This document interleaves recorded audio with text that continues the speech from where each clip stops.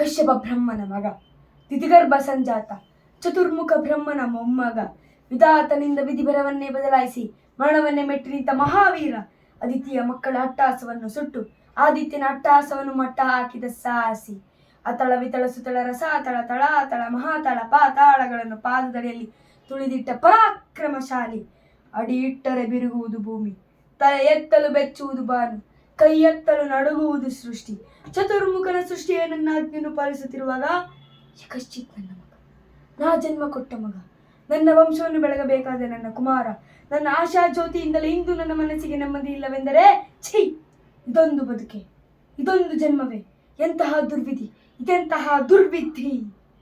ನಾನೇ ಸರ್ವಶಕ್ತಿನೆಂದುಕೊಂಡರೆ ಅದಾವ ಶಕ್ತಿ ನನ್ನೆಲ್ಲ ಎದುರು ನಿಂತು ನನ್ನನ್ನು ಕಾಡುತ್ತಿದೆ, ಅದಾವ ಶಕ್ತಿ ನನ್ನ ಪುತ್ರನನ್ನೇ ಶತ್ರುವನ್ನಾಗಿ ಮಾಡಿದೆ, ಅದಾವ ಶಕ್ತಿ ಅವನಿಗೆ ನನ್ನನ್ನು ಎದುರಿಸುವ ಧೈರ್ಯ ತುಂಬಿದೆ, ಅದಾವ ಶಕ್ತಿ ಅವನಿಗೆ ಸಾವು ಬರದಂತೆ ತಡೆದಿದೆ, ಅದಾವ ಶಕ್ತಿ ನನ್ನ ಮುಖಭಂಗ ಮಾಡಿ ತಲೆ ತಗ್ಗಿಸುವಂತೆ ಮಾಡಿದೆ. ಅವನೇ, ಆ ದುಷ್ಟನೇ, ಆ ನನ್ನ ಕುಲವೈರಿಯಾದ ಹರಿಯೇ ಇದಕ್ಕೆಲ್ಲ ಕಾರಣ. ಎಲ್ಲವೆಲ್ಲವೋ ಹರಿ, ಕಪಟಿ, ವಂಚಕಿ, ನನ್ನ ಮಗನ ಹೃದಯಾಂತರಾಳವನ್ನು ಹೊಕ್ಕು ಅವನ ತಲೆ ಕೆಡಿಸಿ ಮನ ಬಂದಂತೆ ಆಡಿಸುತ್ತಿರುವೆಯಾ?